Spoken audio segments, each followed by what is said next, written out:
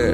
बंदी छोड़ कबीर परमेश्वर जी की जय। बंदी छोड़ गरीबदास जी महाराज जी की जय हो। स्वामी रामदेवानंद जी गुरु महाराज जी की जय हो।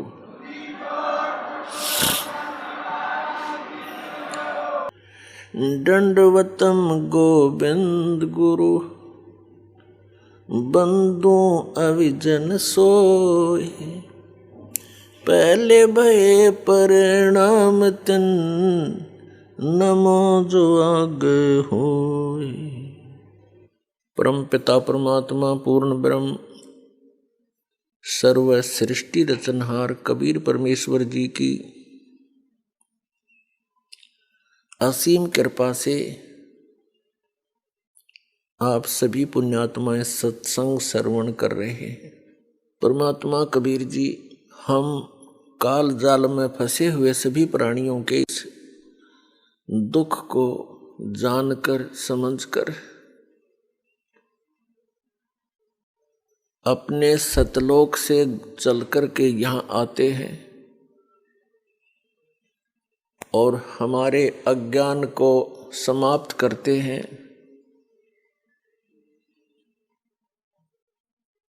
हमें ये बताने की चेष्टा करते हैं कि तुम सभी प्राणी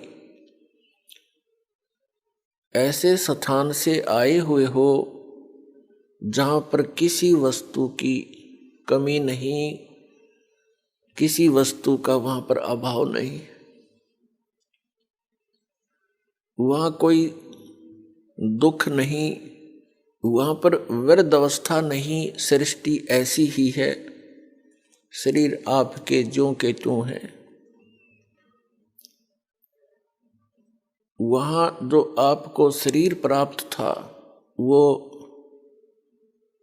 सभी रोग रहित, व्यर्थ अवस्था उसमें नहीं होती, वहाँ मृत्यु नहीं होती।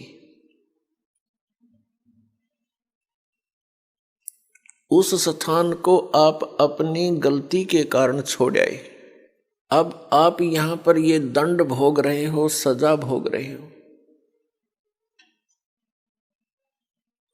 और यहाँ पर आप जी ने इन दुखों को ही सुख मान लिया। यदि किसी को अधिक दुख है और उससे कुछ कम दुख को हमने सुख समझ लिया, और यहाँ पर सुख नाम की वस्तु नहीं है, आपने सुख देखा ही नहीं है, इसलिए इन्हीं अटकलबाजियों में आप सुख मान रहे हो। कैसे? जो निर्धन है वो सोचता है धनवान सुखी, ये कार और कोठियों में निवास करता है, सफर करता है। अब धनवान को स्वप्न में भी सुख नहीं होता। धनवान समझता है, धनी व्यक्ति सोचता है कि राजा लोग सुखी होंगे, ये राजा लोग सुखी हैं। राजा सुखी हो ही नहीं सकता। विचार की बात है, जैसे एक परिवार का मुखिया अपने 4-5 सदस्यों की व्यवस्था में कितनी टेंशन लिए फिरता है। किसी को बीमारी है, किसी का विवाह नहीं हुआ, किसी का विवाह हो गया तो बालक नहीं, और 100 समस्याएं उसकी जान को बनी रहती हैं। राजा एक बहुत बड़े अक्षेत्र का मुखिया होता है। इससे खूब आसानी से अंदाजा लगाया जा सकता है वो कितना सुखी हो सकता है। स्वप्न में भी सुख नहीं उस व्यक्ति को जो राजा बना हुआ है। ठीक है, अपनी घूटी सूटी लाकर रात काट लेता होगा, घंटे 2 घंटे पड़ जा पी कर शराब, सुख नहीं है। हाँ, उस व्यक्ति को जो परमात्मा से जुड़ा हुआ है, कबीर परमेश्वर की भक्ति करता है, वो चाहे निर्धन है, चाहे धनवान है, चाहे राजा भी क्यों ना बना हो, वो भगवान से डरने वाला, परमात्मा उसका साथी होता है। उसके ऊपर आने वाली आपदाओं को तुरंत निवारण करता है, क्योंकि कबीर परमात्मा वो सुख सागर हैं जो अपने बच्चों का दुख देख नहीं सकते। और जब तक हम इस परमेश्वर की शरण में नहीं आते हैं तो हम अन्य उपासनाएं जो करते हैं वो हमें अपने प्रारब्ध में आने वाली आपदाओं से नहीं बचा सकते। उन साधनाओं से आपको अन्य लाभ तो हो सकते हैं, लेकिन आपके कर्म के दंड में वो परिवर्तन नहीं कर सकते। एक कबीर परमात्मा परम अक्षर ब्रह्म को छोड़कर अन्य जितने भी प्रभु हैं, स्वामी हैं, वो आपको जैसा कर्म किया है वो ही प्रदान कर सकते हैं, उसमें परिवर्तन नहीं कर सकते। तो वो भक्ति हमारे लिए यूजलेस है। हमारे प्रारब्ध में, हमारे संस्कार में, पुण्यों में, इस जीवन के सफर में कोई ऐसा भयंकर घटना, दुर्घटना हो और वो टले नहीं, वो दुर्घटना जब घट जाएगी और कोई ऐसी घटना हो जो इस आदमी का मनोबल तोड़ देती है, फिर वो भक्ति भी नहीं करता, छोड़ देता भक्ति को। और परमात्मा कबीर जी आप पर आने वाले आपके प्रारब्ध के संस्कारों को बदल देता है। जब हमारे ऊपर कोई आपदा आ जाती है और हमें पता है कि इसका कोई निवारण इस पृथ्वी पर नहीं है, और फिर वो ठीक हो जाता है, उसका समाधान हो जाता है इस भक्ति से, तो हमारी आस्था भगवान में दृढ़ होती है और तभी हम भक्ति कर सकते हैं। पुण्यात्मा, हम ऐसे लोक से आए हैं जहाँ कोई कष्ट नहीं था, कोई दुख नहीं था, मृत्यु नहीं थी और वृद्ध अवस्था नहीं थी। कोई भी वृद्ध अवस्था पसंद नहीं करता। 60-70 वर्ष के हो जाते हैं राजनेता, अभिनेता, और अपनी सकीन को भी टाइट करवाते हैं देश विदेश में जाके। 1-2 साल के बाद फिर सिकुड़ेगी बात है, कितना करवाओगे इसने सेटिंग, और फिर मृत्यु डेफिनेट। आप सारा जीवन लगाते हो अपने मकान के बनाने में और परिवार के पोषण में। संतान होती है, संतान के फिर संतान होती है, हम बड़े खुश होकर रहते हैं, उनके साथ सीने से लगाते हैं, प्यार करते हैं, अच्छी बात है। और 1 मिनट में ना जाने उन प्यारे बच्चों की मृत्यु हो जाए या स्वयं की हो जाती है, तो खाक है ये जीवन। किस चीज पर आप आस लगाए बैठे हो? यदि हमारी मृत्यु ना हो तो हम इतने ढीठ हो चुके हैं, इन दुखों को हम कोई परवाह नहीं करते, बेशक आई रो आपदाएं हमारे ऊपर, लेकिन मृत्यु भी डेफिनेट। तो इसकी तरफ थोड़ा सा ध्यान देना पड़ेगा आप जीने पे। असंख्य जन्म हो गए आपने यही परिवार पोषण करते और यही बंगले और कोठी और फैक्ट्री लाते और बनाते, आप ही चले जाते हो, ये यहीं रह जाती है। और फिर आप बने हो कहीं गधे और कोठी खड़ी है कहीं दूर। आपको क्या मिला उस कोठी में जो सारा जीवन खो दिया? ये किस कारण से करते हैं हम? क्योंकि हमने इतनी ही पढ़ाई पढ़ रखी है, विवाह हो जा, संतान हो जा, रोजगार मिल जा, इनका पालन पोषण कर दें, इनका विवाह कर दें, फिर मर जावा, बेशक काम पूरा हुआ। नहीं, मनुष्य जीवन का कार्य तो आपने स्टार्ट भी नहीं किया। मनुष्य जीवन का जो काम था वो तो आपने प्रारंभ भी नहीं किया।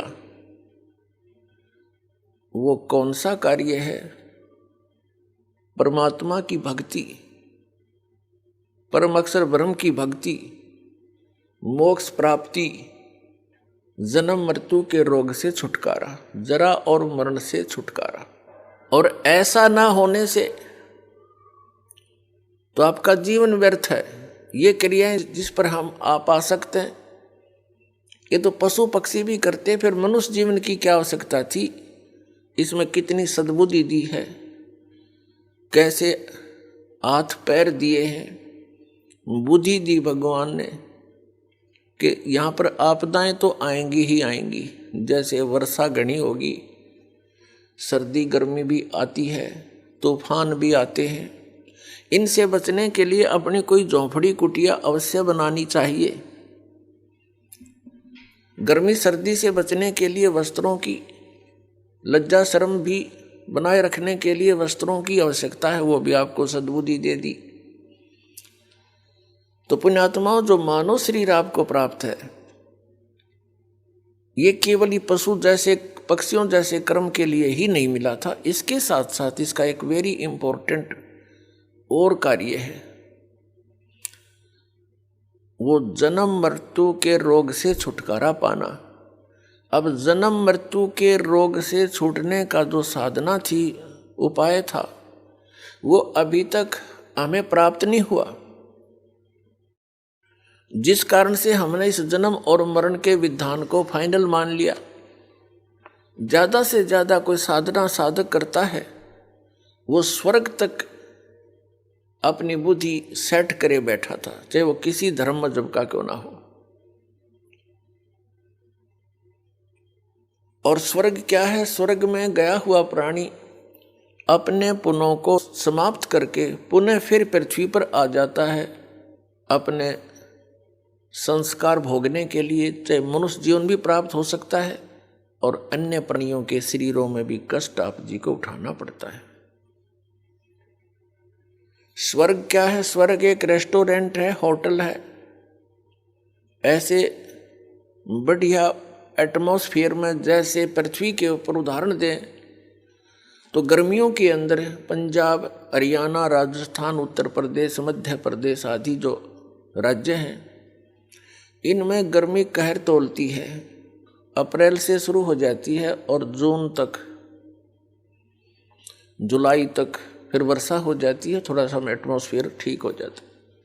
तो इन 3-4 महीनों में गर्मी से बचने के लिए कोई सेठ साहूकार व्यक्ति, धनी, शिमला, कुल्लू, मनाली हिली स्टेशन पर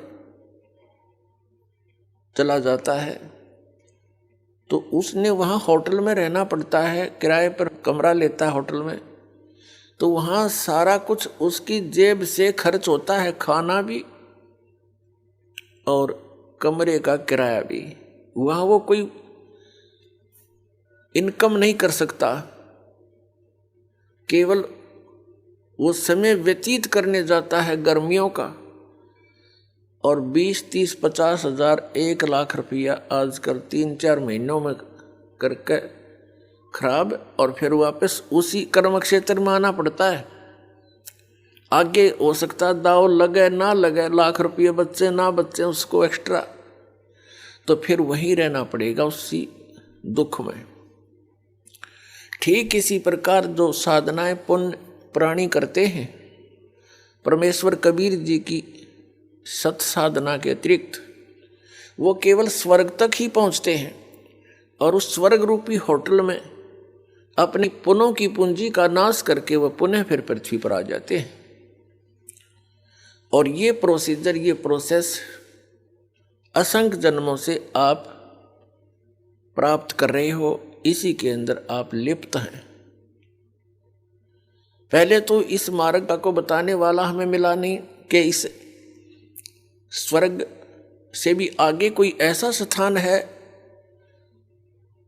जिसकी प्राप्ति होने के उपरांत प्राणी पुनः पृथ्वी पर नहीं आता, उसका जन्म मृत्यु कभी नहीं होता और वो सदा के लिए सुखी हो जाता है। वहाँ एक और स्थान है अभी तक, जैसे उस स्थान को सतलोक कहते हैं, अमरलोक भी कहते हैं हमारी संत भाषा में। उस परमेश्वर ने जो वहाँ का मालिक है, हम सबका कंट्रोलर है, सबका जनक है, सबका परमात्मा है कबीर जी, उसने स्वयं आकर के उस स्थान की जानकारी हमें दी है कि तुम यहाँ के रहने वाले नहीं हो और आप यहाँ केवल अपनी यातनाएं भोग रहे हो इस पृथ्वी पर। आप सतलोक के वासी हो, वहाँ रहा करते थे, आपके सारे मकान जो के तो वहाँ पर विद्यमान है, बहुत सुंदर मकान है, वहाँ पर सारी व्यवस्था वहाँ पर आपकी बनी हुई है, बड़े सुंदर पार्क हैं, फलदार वृक्ष आपके महलों में लगे हुए हैं, आसपास आपके आंगन में बहुत बढ़िया सुंदर आपके वहाँ मकान है। उस व्यवस्था से हम पहले परिचित थे, वो आज भी आत्मा में घर किए हुए, उसी की नकल हम यहाँ इस डुप्लीकेट लोक में कर रहे हैं। बड़ी कोठी हो, आगे आंगन हो, बड़ा पार्क हो, झूल लली हो, फूलदार वाटिका बनी हो, टहल करें। तो पुण्यात्माओं यह कोशिश भी करते हैं, बगीची हो, आंगन हो, बड़े सेठ लोग, बड़े अफसर यही चाहते हैं। चाहते तो सभी हैं, लेकिन उनका दाव लग जाता है या नकली अरेंजमेंट करने की। लेकिन यहाँ सुख नाम की वस्तु नहीं, टहल रहा वाटिका में और टेंशन है उसके दिमाग में, पता नहीं कहाँ घूम रहा, वाटिका के भ्रमण का आनंद भी नहीं ले पाती यहाँ पर। तो परमात्मा ने बताया कि वहाँ एक और स्थान है, उसने उस परमेश्वर ने स्वयं आकर बताया आपको। और वो चारों युगों में हमारे पीछे पड़े हुए हैं कि तुम गलत साधना कर रहे हो, तुम गलत लोक में रह रहे हो। जिनको तुम परमात्मा मानकर पूज रहे हो, ये परमात्मा नहीं है। परमात्मा का तुम्हें ज्ञान भी नहीं है। लेकिन सतयुग त्रेता द्वापर में हम दुखी नहीं थे। पुण्यकर्मी प्राणियों के जन्म होते हैं, वो जो भी साधना कर रहे होते हैं, कैसी भी कर रहे हैं, फिर भी वो सुखी होते हैं और वो समझ बैठे होते हैं कि हम जो पूजाएं भगवान की कर रहे हैं, इसी से हमें ये लाभ हो रहा है। तो उस समय परमात्मा आते भी हैं। ये ज्ञान जो आज दास आपको रूबरू कर रहा है, यही ज्ञान उन्हीं का दिया हुआ, कबीर परमात्मा का, उस परम अक्षर ब्रह्म का, सत्य पुरुष का। तो उस समय हम नहीं सुनते उनकी इस बात को, क्योंकि हम सभी पुण्यकर्मी प्राणी सतयुग त्रेता द्वापर तक जन्म लेते रहते हैं और हमारे पूर्व संस्कार से हम स्वस्थ भी होते हैं, सब सुविधाएं भी उपलब्ध होती हैं, बच्चे भी स्वस्थ होते हैं, दीर्घायु होती है। तो हम ये भूल कर बैठते हैं कि जो साधना हम कर रहे हैं, इनसे हमें सब सुख उपलब्ध है। अध्यात्म ज्ञान के अभाव से, तत्व ज्ञान की कमी से हम इतना सोच लेते हैं।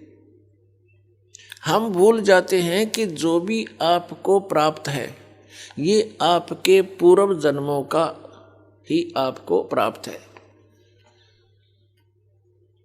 वर्तमान में जो आप कर रहे हो, इसका फल आपको भविष्य में आने वाले समय में मिलेगा, नेक्स्ट जीवन में, अगले जन्मों में। तो इस कारण से हम उस परमात्मा के यथार्थ ज्ञान को नहीं सुन सके, समझ भी नहीं सके और शरण भी ग्रहण नहीं कर सके। ये दुर्भाग्य रहा हमारा। बड़े पुण्य भी किए, साधनाएं भी की, वेदों अनुसार भक्ति भी की, लेकिन परमात्मा प्राप्ति नहीं हुई और न ही स्थायी स्थान मिला। हम जन्मते रहे, मरते रहे। इस दीर्घ रोग से हम असंख्य जन्मों से ग्रस्त